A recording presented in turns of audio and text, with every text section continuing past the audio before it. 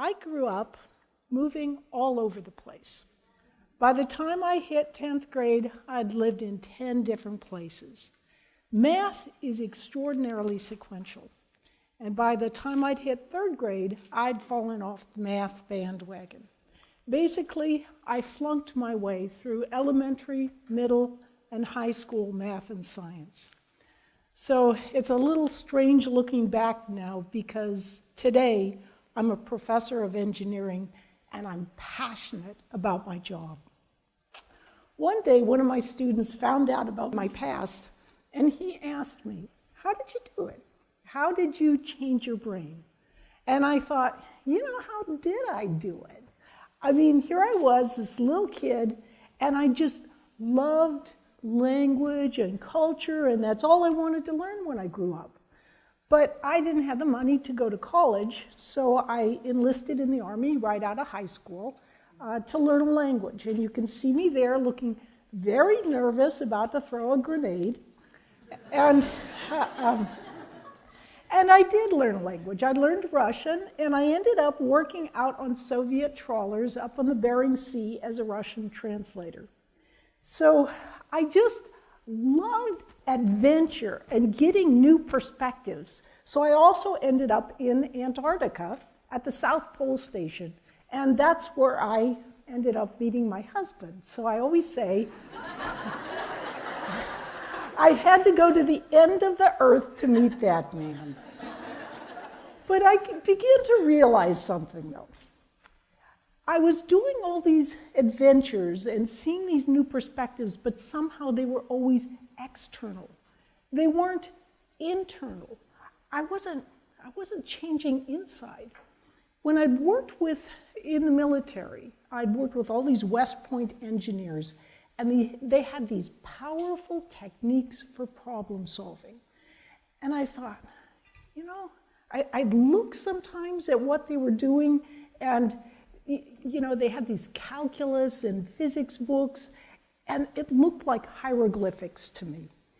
But I thought, what if I could get those ideas? What if I could learn that language? I mean, the world's evolving. Language and culture are important, but math and science and technology are important too. What if I could learn these new ideas and add them to the ideas I already knew and loved? So when I got out of the military at age 26, I decided to try and change my brain. It wasn't easy. But if I knew then what I know now about how to learn, I could have learned much more easily and much more effectively. So several years ago, as I began trying to answer that student's question, how did I change my brain? I began reaching out to top professors from around the world, people who not only had knowledge of their difficult areas of expertise, but also who could teach effectively. And I asked them, I said, how did you learn? And how do you teach so others can learn? And what I found was the way they learned and the way they taught was often similar to the way I learned and I taught. It was almost like this kind of shared fraternal handshake. But we often didn't know why we did what we did.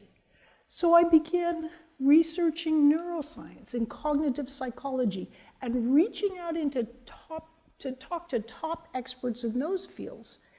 And here is what I found: the keys to learning effectively. Now, as we know, the brain is enormously complex, but we can simplify its operation into two fundamentally different modes. The first is what I'll call the focused mode. And the focused mode is just like it sounds like. You turn your attention to something and boom, it's on. But the second mode is a little different. It's a relaxed set of neural states that I'll call the diffuse mode. It's a number of resting states. And so it seems that when you're learning, you're going back and forth between these two different modes. Now, how can we better understand these modes? Through analogy. And what we're going to use is a pinball machine analogy. And you all know how pinballs work. You just pull back on the plunger, and the ball goes boinking out and bounces around on the rubber bumpers, and that's how you get points. So what we're going to do is we're going to take this pinball, and we're going to put it right on your brain, right? So there it is. There's the pinball machine on your brain. And if you look, this is the analogy for the focus mode. And when you're learning, you're often thinking tightly as you're focusing on something. It involves thoughts you're somewhat familiar with, perhaps historical patterns, or you're familiar with the multiplication table.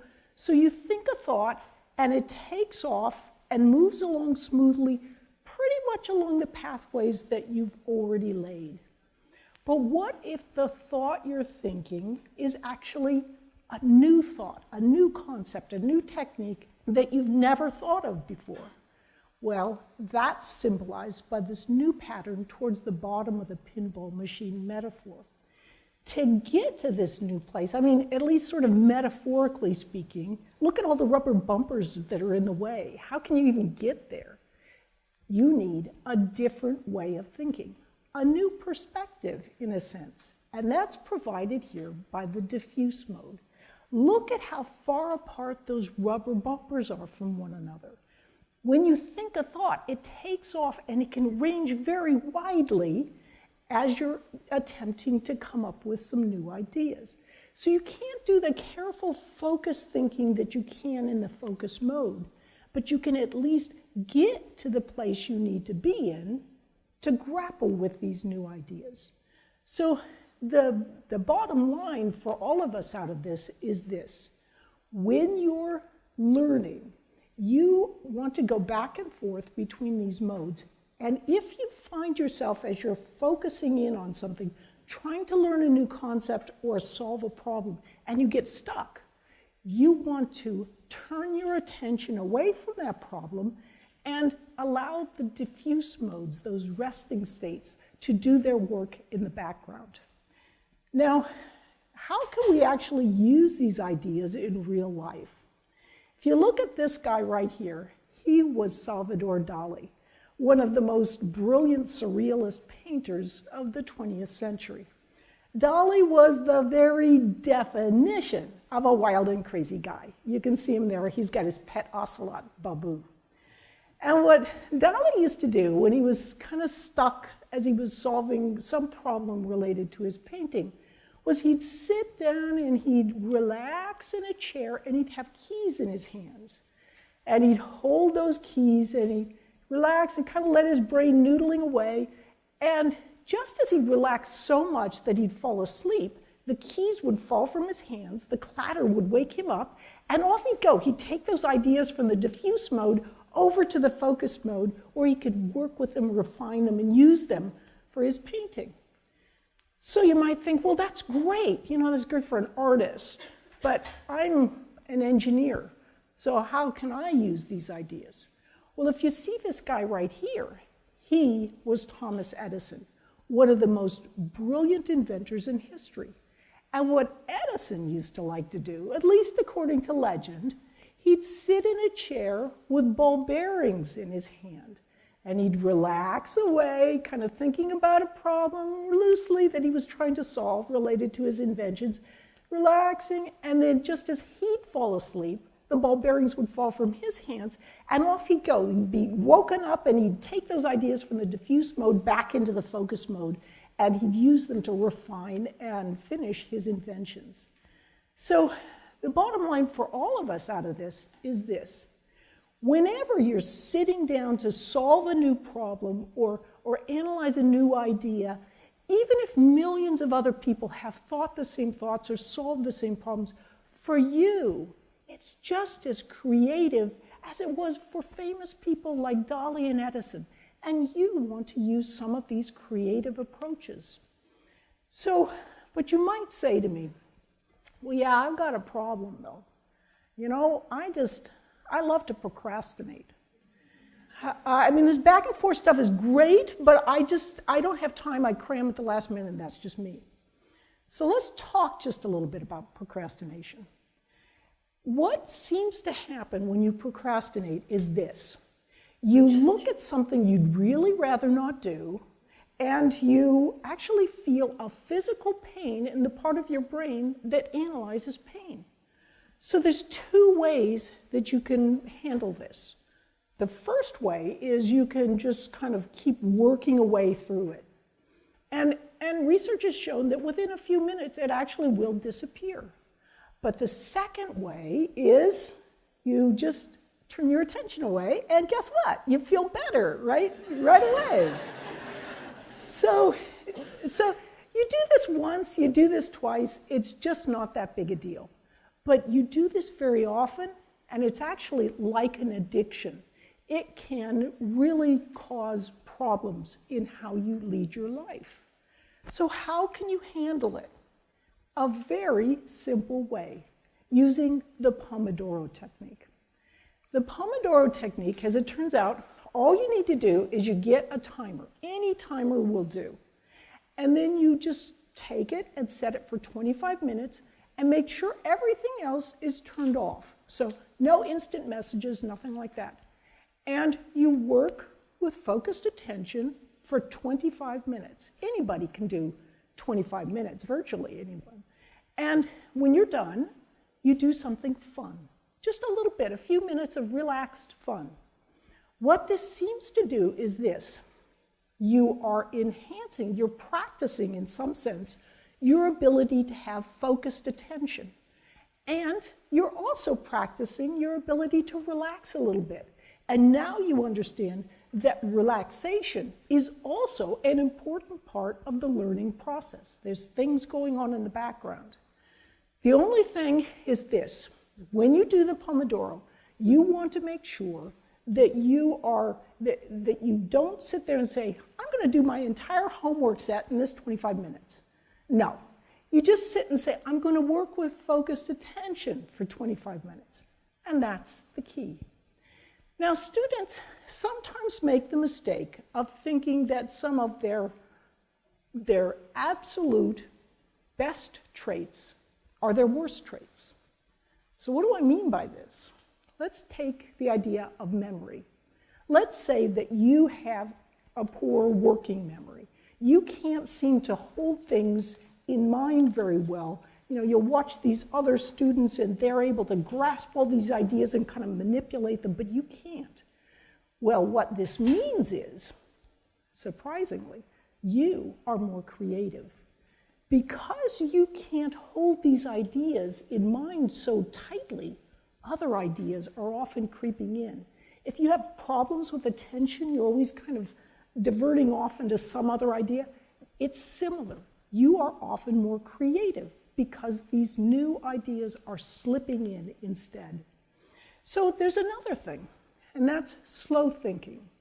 Some students compare themselves to other students and say, you know, I'm really slow by comparison. I mean, these other students, they're like race car drivers. They go past me so fast. But think of yourself as a hiker. Yes, a race car driver gets there much faster than you ever can. But a hiker has a completely different experience. A hiker can smell the pine air. They can reach out, touch the leaves. They see the rabbit trails. In many ways, your experiences are deeper and more profound, and you don't jump to conclusions. So if you're a slower thinker, yes, you may have to work harder in order to grasp the materials, but the trade-offs, in many cases, are well worth it. You gain solid mastery of what you're studying. So there is something called illusions of competence in learning. And what this means is you can study all day long and you can be spinning your wheels because you're not using effective study techniques. There is such a thing as test anxiety, but in many cases, surprisingly many, it arises because you've just come face to face with the scary bear. And that is that you have just learned that you are not a master of the material. Researchers with both critters and people are finding powerful insights into how we can learn most effectively. One of those ways is simply through exercise. Exercise within a matter of a few days can increase our ability to both learn and to remember, and researchers are beginning to understand the neurophysiological pathways that allow this to occur. Tests are the best. Test yourself all the time. Give yourself little mini tests. Make flashcards, even in math and science. Mix them up. Study them in different places. And this brings me to homework. When you do a homework problem, never just work it once and put it away. Would you ever sing a song once and think you knew that song? No. Test yourself. Work that homework problem several times over several days until the solution flows like a song from your mind. Recall. When you're looking at a page as you're trying to learn something in a book, people's tendency is to highlight, right? There's something about the motion of the pen on the page that makes you think that it's actually going into your brain, but it often isn't. And so often, sometimes people will just reread, but that too is simply spinning your wheels. The most effective technique is simply to look at a page, look away, and see what you can recall. And doing this, as it seems, helps build profound neural hooks that help enhance your understanding of the material. And finally, don't be fooled by the erroneous idea that understanding alone is enough to build mastery of the material. Understanding is truly important, but only when combined with practice and repetition in a variety of circumstances can you truly gain mastery over what you're learning. So, in closing, I would like to say that learning how to learn is the most powerful tool you can ever grasp. Don't just follow your passions, broaden your passions, and your life will be enriched beyond measure.